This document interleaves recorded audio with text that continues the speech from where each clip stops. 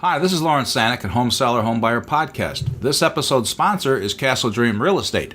If you're interested in buying or selling property in the greater Tampa, Florida area, you can learn more at their website at castledreamrealestate.com or email them at info@castledreamrealestate.com and let them know that you heard about them on the Home Seller Home Buyer Podcast.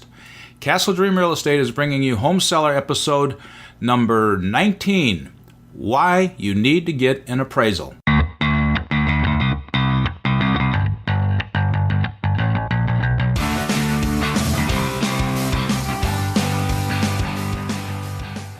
Okay, appraisals. Why should a seller get one?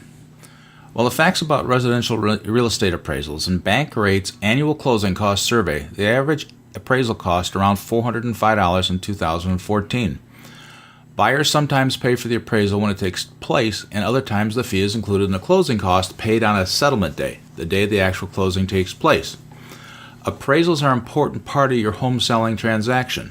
A real estate appraisal helps to establish the property's value, the likely sales price it would bring if offered in an open and competitive real estate market.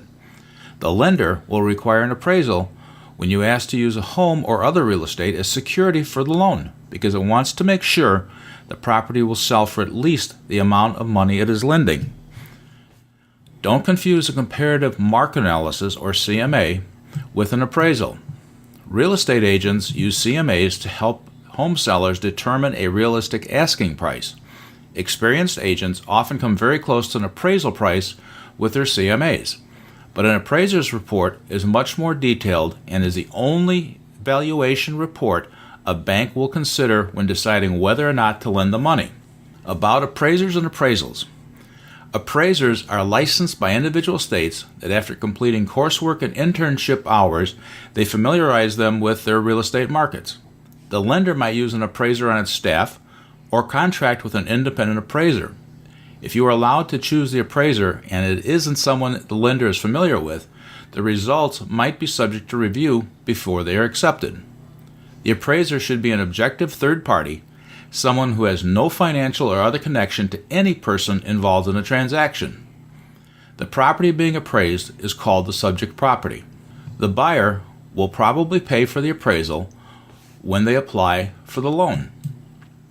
What you'll see on a residential appraisal report. Appraisals are very detailed reports, but here are a few things they include. Details about the subject property, along with side-by-side comparisons of 3 or more similar properties. An evaluation of the overall real estate market in the area. Statements about issues the appraiser feels are harmful to the property's value, such as poor access to the property. Notations about seriously flawed characteristics, such as a crumbling foundation, an estimate of the average sales time for the property, what type of area the home is in, development, standalone, acreage, etc. Residential appraisals. There are 2 common appraisal methods used for residential properties. A, sales comparison approach, and B, cost approach. The sales comparison approach. The appraiser will estimate a subject property's market value by comparing it to similar properties that have sold in the area. The properties used are called comparables or comps.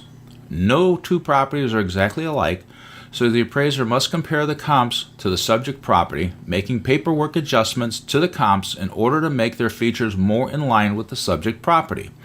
The result is a figure that shows what each comp would have sold for had it had the same components as the subject property. In the cost approach, this is most useful for new properties where the costs to build are known. The appraiser estimates how much it would cost to replace the structure if it was destroyed. So what does the appraisal mean to you? Buyer pre-approval is accomplished early in the selling process, but final loan commitment usually hinges on a satisfactory appraisal. The bank wants to be sure its investment is covered in case the buyer defaults on the loan.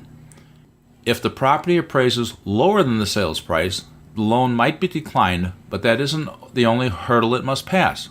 Other facts on the appraisal can be a problem too. The bank probably won't like it if the estimated time to sell the property is considerably longer than the average. If the appraiser notes that entry to the property is from a private or shared road, the bank might want to see a road maintenance agreement signed by everyone who uses the road, verifying that maintenance is shared by all parties. Those are just two examples of negatives that could stall the sale. The lender will study the appraisal carefully before determining whether or not the property qualifies to serve as security for your loan. An appraisal isn't a home inspection. Appraisers may make notations about obvious problems they see, but they are not home inspectors. They do not test appliances, look at the roof, check the chimney, or do any other typical inspection tasks. Never count on an appraisal to help you determine if the home is in good condition.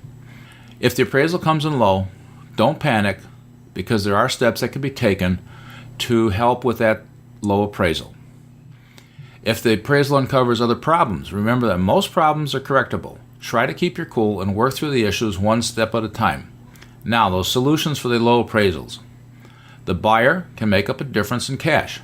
The lender cares about the appraisal only to the extent it affects the loan-to-value ratio. A low appraisal does not mean the lender won't lend. It means the lender will only make a loan based on the ratio agreed to in the contract at the appraised value. The seller can lower the price. If the home is overpriced or the value is inflated, often this is the best solution. It makes the buyer happy and the lender is satisfied. There is no guarantee that if the buyer walks away, the seller won't receive a low appraisal from the second buyer's lender, not to mention the time and trouble it takes to sell the property again. Sometimes the bird in the hand is best. The seller can offer to carry a second mortgage for the difference. If the buyer really wants the home but cannot come up with the difference in cash, making payments or a lump sum payment at a later date to the seller is an option.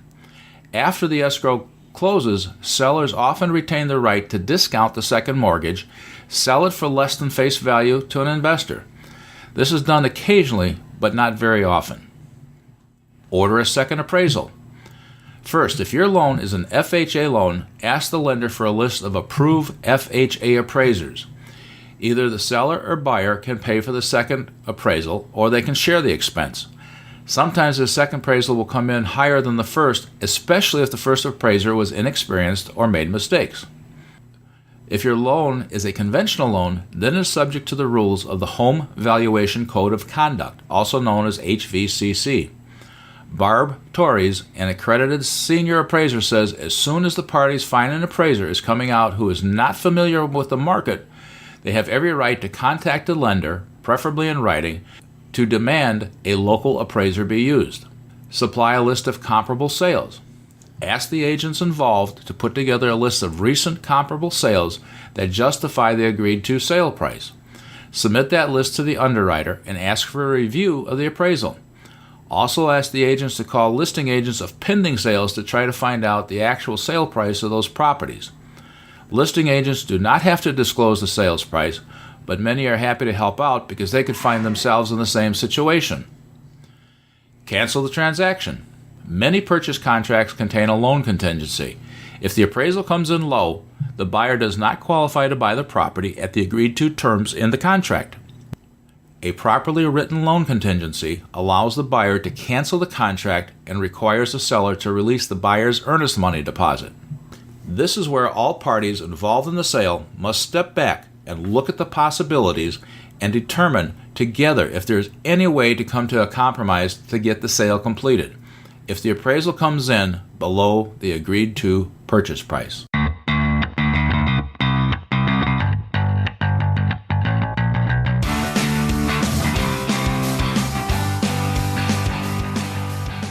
Thank you for listening to Home Seller Episode 19, Why You Need to Get an Appraisal. We are grateful for the time you've taken to listen to this podcast and look forward to your input on what you would like to hear about in future podcasts. You can find show notes at homesellerhomebuyer.com. You can leave your comments, questions, and suggestions there, or you can email us at info@homesellerhomebuyer.com. Don't forget to check out this episode's sponsor, Castle Dream Real Estate, at their website, castledreamrealestate.com, if you're interested in buying or selling property in the greater Tampa, Florida area, or email them at info@castledreamrealestate.com. Tell your family, friends, and coworkers about Home Seller Home Buyer. Thank you for taking the time out of your busy day to listen to the Home Seller Home Buyer podcast, and catch us on the next episode. Thank you for listening so you can stay informed.